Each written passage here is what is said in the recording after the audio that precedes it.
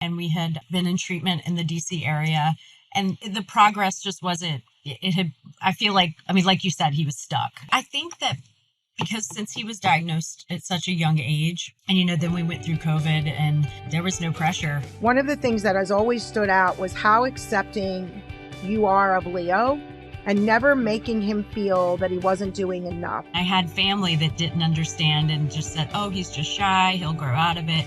I knew that wasn't the case. Welcome back to another episode of the Unspoken Words Podcast, a selective mutism podcast by the Smart Center, produced and published by New Edition Productions. This episode features our latest installment of our popular Shining Star series, where we sit down with former Smart Center patients or their parents and discuss how they overcame selective mutism. In today's episode, we meet Misty Whiteford, the mother of former Smart Center patient Leo. Leo's journey began when he was just 4 years old, when his family noticed he was struggling speaking with adults. After a speech pathologist identified it as selective mutism, they worked with local therapists in the DC area for over 4 years without real progress. Everything changed when they discovered the Smart Center and attended a community camp in the summer of 2023. In fact, Leo showed progress within his very first session with Dr. E. Today, Leo has expanded his communication from 3 friends to 11, speaks comfortably with his teacher and adult relatives, and his confidence has grown in everything he does. His family's advice: trust the process and stick with it consistently. In this episode, Dr. E and Leo's mom discuss how her family found the right treatment approach, concrete examples of Leo's expanded communication, advice for families beginning this journey, and more. Before we get started, if you have any questions on today's episode, please head to selectivemutismcenter.org/AskDrE, that's ASKDRE. Enter your question in the form. The team reads all of your submissions and does their best to answer them on podcast episodes, blog posts, social media. And speaking of social media, for the best of this episode and every episode of Unspoken Words, make sure you're following the podcast on Instagram and YouTube. We are at UnspokenWords_podcast on Instagram and Unspoken Words Podcast by Dr. E over on YouTube. All right, without further ado, please enjoy the latest episode of the Unspoken Words Podcast. Hi everyone, it's Dr. E. Before we get started with today's episode, I'm so excited to announce that our popular Selective Mutism in the School virtual conference is now available as a self-paced online course. The conference dives into how to assess the mute child, testing for common comorbidities, and proven strategies and interventions to support students with SM within the school. And of course, we dive into accommodations and interventions such as 504s and IEPs. The course offers 5.5 continuing education credits from most professionals, so parents, share this opportunity with your child's school. To sign up, just head to our website or check the description in this podcast episode. Together, we can create a world where every child has a voice. Now, enjoy the episode. Hello, listeners. This is Dr. E. Excited to be here today with Misty. How are you, Misty? I'm doing well, thank you. How are you? I'm good. Shining Stars is one of our most popular type of episodes. The primary reason for doing this is to be able to talk to parents that have been through treatment, that are going through treatment, to provide hope that children can indeed build social communication skills, overcome us. You as parents learn skills to be able to support your child and so forth. And I know you and I know your son Leo very, very well. And one of the reasons I was so excited for you to be here was because when I met you, he was really stuck. So tell us a little bit about Leo's presentation when we first met him. Right. So this was going back to probably almost 2 years ago that we met. So because we went to camp for the first camp in 2023. At that point, he was about 8 years old, and he was diagnosed when he was 4 years old, and we had been in treatment in the DC area, and the progress just wasn't, I feel like, like you said, he was stuck. So we were doing things like using your brave voice and just the technique. I'm sure it works for some children. It wasn't working for him. I did a little more research. I found you. We went to community camp, and I just felt like for the first time that I had hope for Leo. We saw so much progress that first camp that we went to for those 3 days. And not only that, but I just, I was equipped with so many tools that I could use to help him. And then I believe it was after that we came to see you in the fall. And I remember sitting in your office, and with like 15 minutes, you had him speaking to you. It was unbelievable. So it was, I mean, it was pretty wild. So, it's interesting because one of the things I say all the time is you have to meet a child where they're at. And I think there's a lot of people out there that hear the term selective mutism and focus a lot on talking when the child isn't there yet. It sounds like, wait, they talk at home. Why wouldn't they just talk? Or how can we give them incentive to talk? Like, come on, you can do it. But unfortunately, it's about the stages and where they're at and meeting them where they are and understanding why they may be having challenges. And I truly believe that, Leo was one of those kids that was a true speech phobic, where you are stuck against the nonverbal wall. So for most of my listeners, they know about the social communication bridge. It's a tool that I developed for people to really understand where these kids are. And when you know where they are stage-wise, you can then be very strategic to use strategies. It sounds funny, be strategic to use strategies, but very strategic as to how to move them. And he was very stuck. Like, he was almost a professional mime. Remember? Yeah. Like, he looked comfortable. Yeah. So there wasn't a lot of anxiety. He looked like, right? We were good at enabling him, right? We became, because it just, like I said, you brought us hope. We had hope for the first time at that camp. And up until that point, I felt pretty hopeless. Like, I tried everything I had been taught over the years, and it wasn't working. And you would read about other people that on the Facebook pages and everything that would say, oh yeah, this happened, and it, like, he was stuck. Yeah. And so it was hard for him because we didn't know what to do at that point anymore. So yeah, no, I get it. So when I met him, his comfort was there. I mean, he would look to you continuously for answers non-verbally, but he was stuck. And so for the listeners, they're probably thinking, well, how did you get him to speak? How did you do it? Like, what did you do? Did you have magic? What did you do? And I'd say, no, what it was I knew he was nonverbal. I knew he was stuck, and that with comfort and connection wasn't enough for him.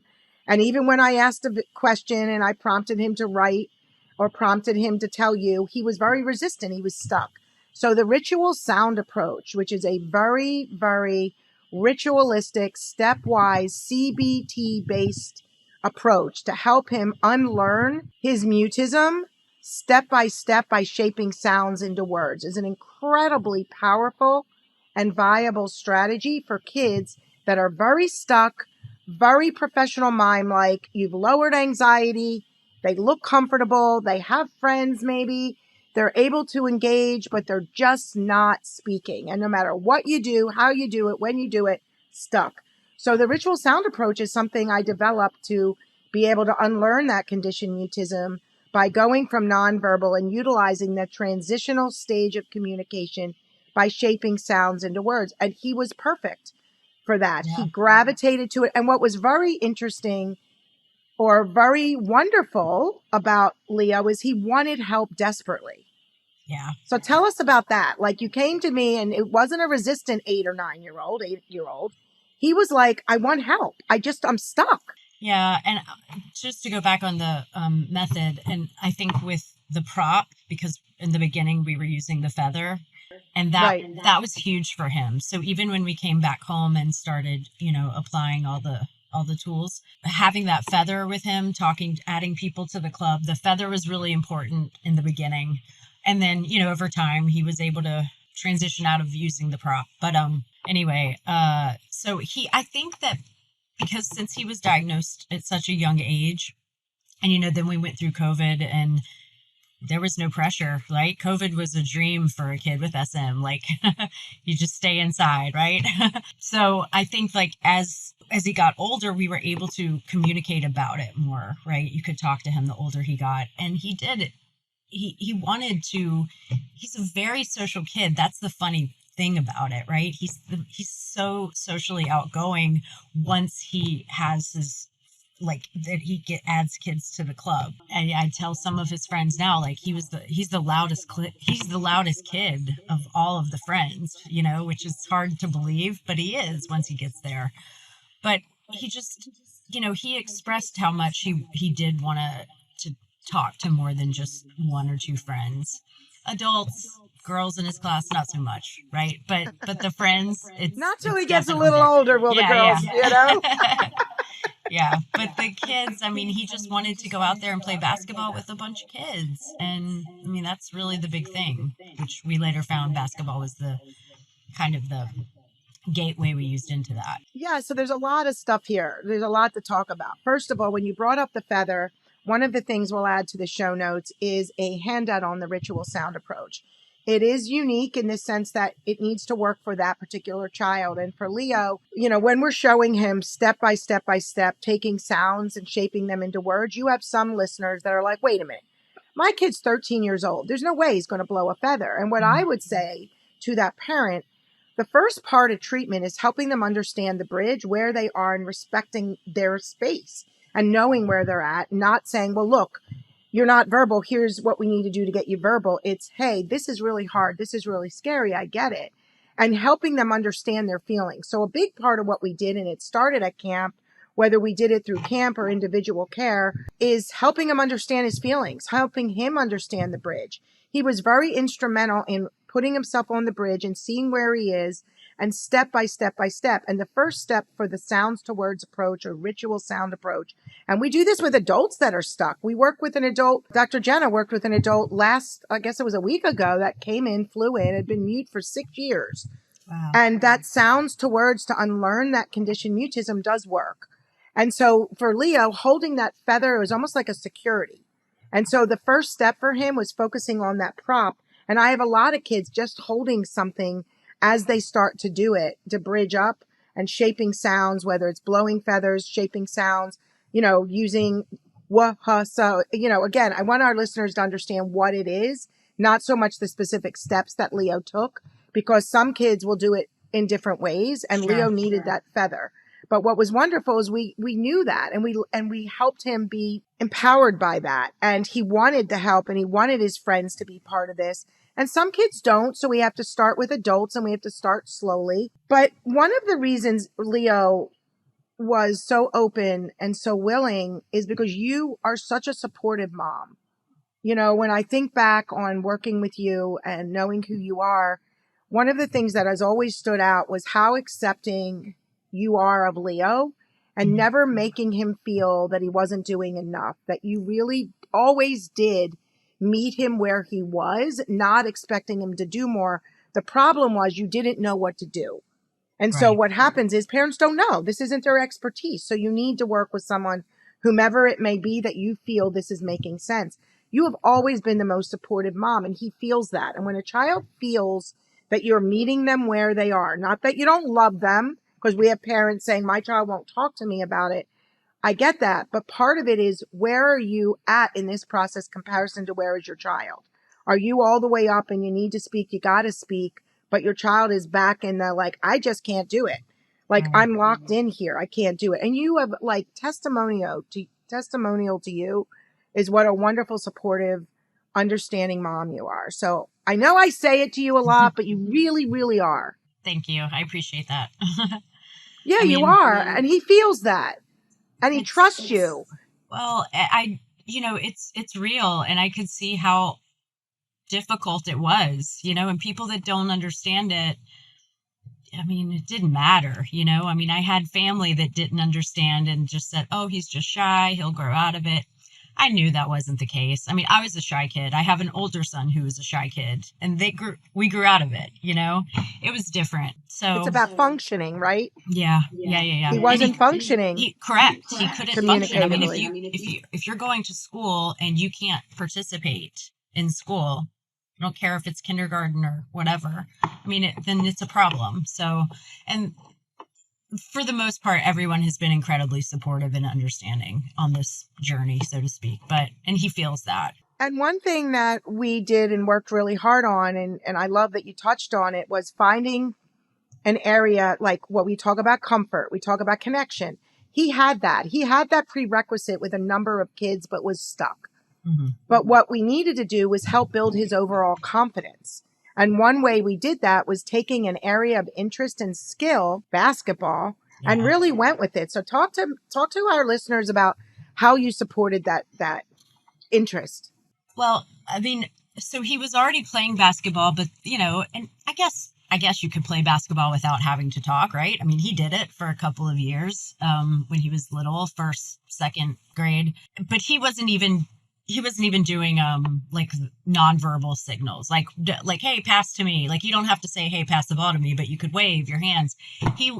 His anxiety wasn't even allowing him to do that. So I mean, I think together one day, you and I in the office decided, like, okay, we did the board, like, let's do the basketball board and add them to the bench, or it was the visual. So what you're saying, so our listeners understand, is that with the ritual sound approach, it's adding people one at a time. Eventually, you don't need to do that, but in the beginning, you do. And so he used the basketball court as a means to connect to adding people to his club. And let's talk about it. He called it his poop club. Yes. Yep. That's what he named it. That's what he named it. My poop club. Well, that's what, when you give an 8-year-old boy an option, Yeah. Yeah. And his poop club. I always, it's about giving them the choice, but the empowerment to name his club, to be able to make him realize this is about what you're doing and it's your club. So what do you want to call that club? And some kids will call it my talking club. So when we talk about talking, we talk about talking when we're ready to talk about talking. We can talk about talking with Leo. It's not a problem. And there are kids you're talking about talking with because they are verbal. They're becoming verbal. It's working on initiation, elaboration, expression, self-advocacy, that sort of thing. And for Leo, his poop club was a way to be added in a very cognitive way. So SCAT is a very CBT-based program. It really helps them understand what they're doing, why they're doing it, when they're doing it, with who they're doing it, and it gives them control where they feel out of control.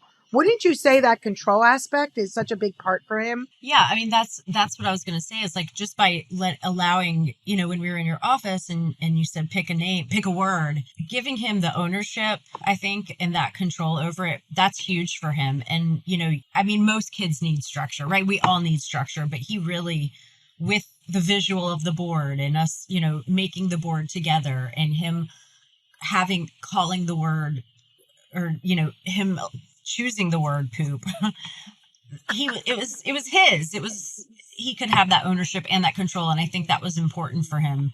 And and that also shows like how much he really did want it too, right? Because that made him happy that he had that we had allowed him to kind of own that. And how would he be and that's what he did at camp, right? So when he was at camp and we progressed him, he did the RSA and progressed and saw himself in a school environment making that progress. But had we met him and been like, okay, it's all about like, here you are, we're working on talking, we're going to get a lot of points if you answer or ask a question, we would have lost him in the process. He wasn't ready for that. Leo was not ready for that. Right. And sorry. Right? It wasn't about being brave. He's brave. No. He's just not ready to be brave talking. Yeah. And not saying, again, not to poo-poo on the other methods and the ones that we had done for years, but the main focus was use your brave voice, and it just didn't work for him at that point. And I want to be clear, we're not by any means saying anything about another treatment approach. No. But for him, whomever used that term at that moment, it wasn't the right term. Right. But, because he couldn't do it, and all we were doing was causing more avoidance, more anxiety, more self-confidence, doubt, and self-esteem issues. And so once we met him where he was and he saw what he could accomplish, he felt big, he felt good, he felt accomplished, he felt, ready to go. And basketball is a big shot role. I'm always about finding an area of interest that makes you feel good, that stands out. You can be a leader in it. You can help another in it. You can do well at it, whatever that skill may be. Right. It could be art, music, baking, chess. It doesn't matter. There's a million things. He chose basketball and he continues to choose basketball. Yeah. And that's the thing. It's like, you want something. He wanted it so badly. So he's going, like, we find that thing that he wants, he's going to find, or will help him find the way to get into that zone and to get better and to talk to more people, and so we would watch him over the 2 years progress, even in games, high-fiving, we were like, oh my gosh, of course we never made a big deal about it to him, but we were in the stands and we would watch him go through and high five someone after a free throw shot. That was a huge deal. He never did that. Again, like I was saying before, even just waving his hands to say, pass me the ball. He hasn't quite gotten to the point where he will yell, hey, pass the ball to me, to a kid that, he doesn't know that well, but we'll get there. It's like, again, So he was brave. And when we talk about being brave, and I'm all about it, and being courageous and giving them opportunities to succeed, his brave was showing up, high-fiving, being part of that team. That's what was brave for him, not necessarily going up and asking a question or answering at that time. Yeah. I mean, he got, I think, the confidence with everything he was doing at that time was just building and building. So then for the big, I feel like I kind of think of it like this past summer was the big event, right? This is where daily just going down there, adding new kids to the club, going to order his own food. I mean, I never thought I'd see it, and now he does it. It's great. Hey listeners, we'll get back to the episode in a second. I want to tell you about Communicamp, our popular 3+ day intensive group treatment and all-day parent education and support program designed to help parents, children, and teens overcome selective mutism, social anxiety, and extreme shyness.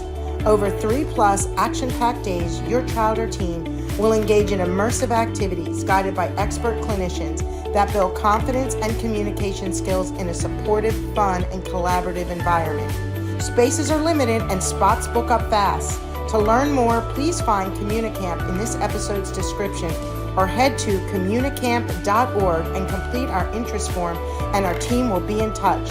Let's help your child or teen find their voice at Communicamp.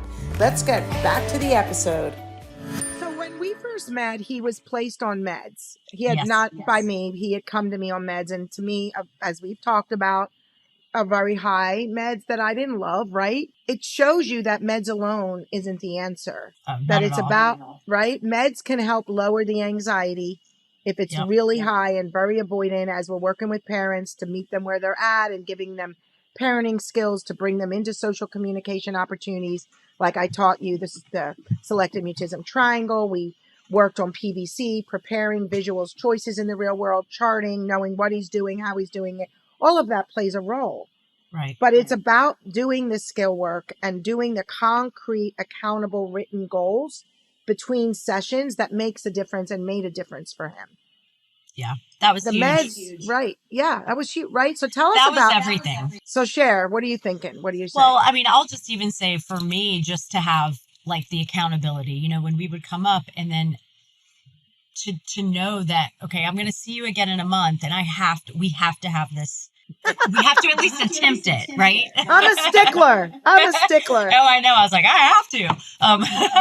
But I loved that because if you were just kind of like, okay, try it, kind of passive about it, we're not going to go back and make it our priority. But we would come back home and I would sit him down and I'd say, so if it were the day where we made the board, I went to the craft store, we made the crafts, we made the board. We had to do it. And you were great about saying, you have to do this immediately, like when you get back home. And we did. And we would start. And if we didn't do it all right, then we would at least make a plan. And we would do it to our sometimes I'd have you send me, like I would say to you, because I know Leo, right? Like Leo needs that fire a little bit. Yeah. And so by giving him, okay, by when do you think you could get this done? Do you think you could get it done by Friday, Saturday, or Sunday?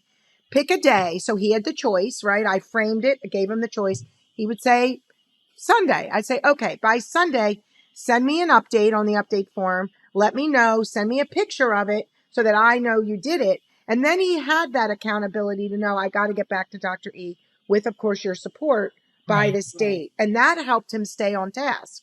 Yes, that was huge because, if you know how it is. I mean, I think all kids are this way. If your parents say one thing, it's different than if your teacher or your therapist or somebody else outside of your mom and dad say it. It's a big deal. He doesn't want to let you down. So that was huge that you would hold him accountable.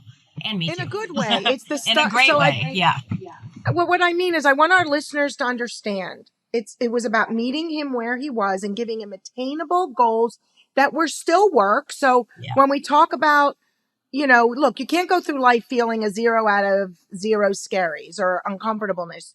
It is about being a bit uncomfortable doing this to make the progress. We get that, but it shouldn't be a 5 out of 5 scary, maybe a 3 out of 5 or a 2. And I would ask him, when you think about doing this goal, what do you think it would be? And he would tell me.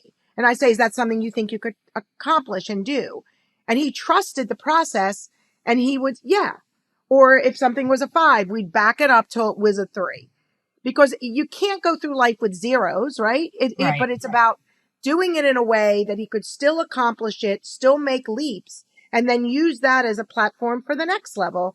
And it worked well, and it works well, and that written accountable goals are what's needed. And when I talk to families, what I find is missing in most treatment programs is they go to treatment. A lot of focus is on talking to the therapist, which is great. And maybe the therapist might say, all right, next week, why don't you work on going up to a store clerk and asking where, the chocolate milkshakes are in the grocery store. Obviously, I'm thirsty, so I'm saying that. But where is the written accountability? Where is the how to do it? Where is the structure? Where is the roadmap? Where is the action plan? What role do you play? How do you bring them in? What store do you choose? How do you create your visuals? That's what's needed to make the progress, not just go out.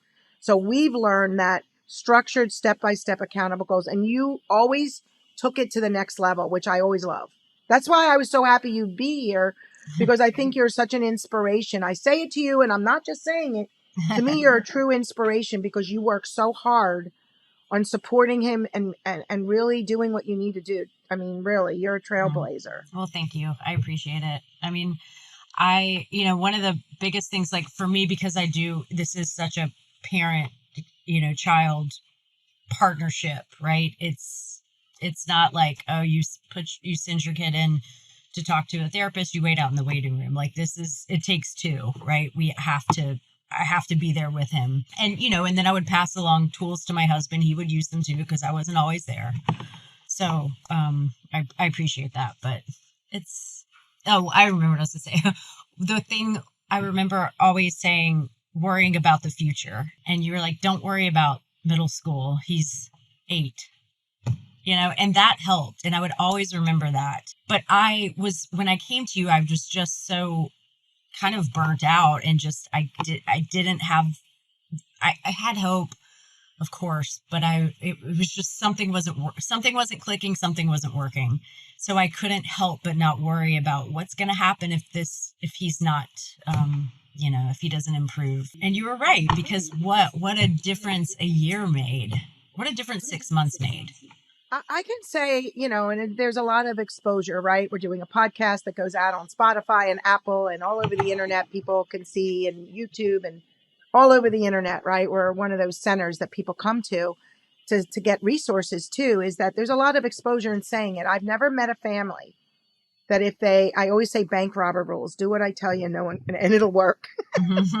I've never met a family that's doing the work and really coming back. And I always say, give me a period of time. Some families, you are going to see progress at each and every visit, but you can't think about middle school. You can't think about college. You can't even think about next year in September of the year before. You need to think about where we are now, because every family, every student, every child will make progress. And if your child is in school and your child's not making progress for 10 straight days, you need to know why. Are those teachers educated? Do they know what to do, how to do it, when to do it, where to do it? Small groups are great. Buddies are great. What are you doing with the buddies? What are you doing with the small groups? It isn't just a small group. It's not just buddies. It's the facilitation of specific interventions.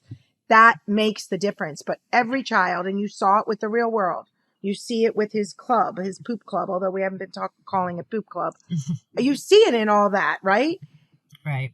The progress comes. And so that's why I tell parents, don't think about all that in the future, because that's so far away. We are going to make so much progress. It's going to be a different kid, and with every month and 2 months that go by. Yeah, it's so true. And so school's tough, right? Yeah. Yeah, because school is tough in the sense that the support, the teachers may want to do it. It's getting them educated, meeting them. And it's wonderful because you always have had really supportive school staff. Yes. Any thoughts to share about school? Well, I think, because of the progress that he had this past summer with so many friends, and talking to strangers at a store, or, again, ordering his own food. And I wasn't even there. I thought going into the school year, this would be easy, right? I mean, I thought, oh, he's going to just talk to the teacher. Like, I don't even need to do the thing, the ritual, as you call it. But it's not easy, because I think, and correct me if I'm wrong, but I believe it's just because school has always been so hard for him. And that's the place where he could never talk, right? And so he did talk to his teacher last year, and the first week we went in and he spoke to a couple of teachers. So that's great, but it's still just, I don't know, the environment, it just reminds him of. Well, because he was conditioned there. So he's just doing amazing. He's thriving. He's confident. I see how he sits. You see that look. What advice do you have for parents that are going through this journey?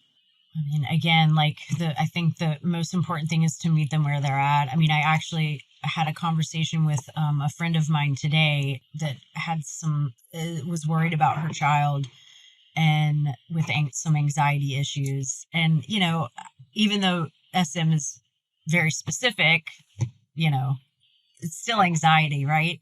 So I just gave her a couple of pointers, just from all the things that I've learned. And and she actually said that, she's the one that said, I'm trying to meet him where he's at. And I think that's just listen to your children, right? I mean, try to communicate with them if they're old enough to tell you what's going on, how they feel, validate their emotions, right? Validate how they feel.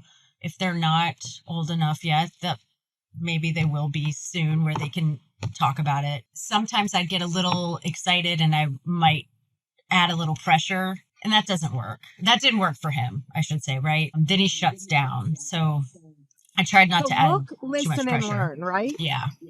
Look, listen, and learn. The kids tell us everything by what they don't even say.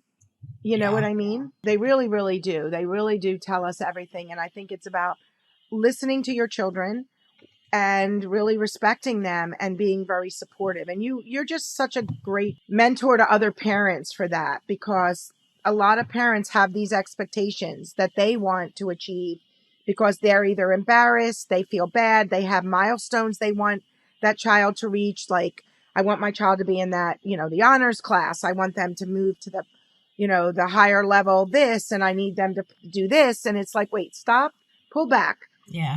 By you saying you need to and should isn't making this happen quicker. In fact, if anything, it's putting pressure on your child. Right. And I mean, to say that, also, I mean, he is in an honors class. So you might still have that, right, for your child, if you have your support system at school. Right. 100%. There are plans in place to have the accommodations for these kids. So it's not this is awful. I mean, it's just a different way.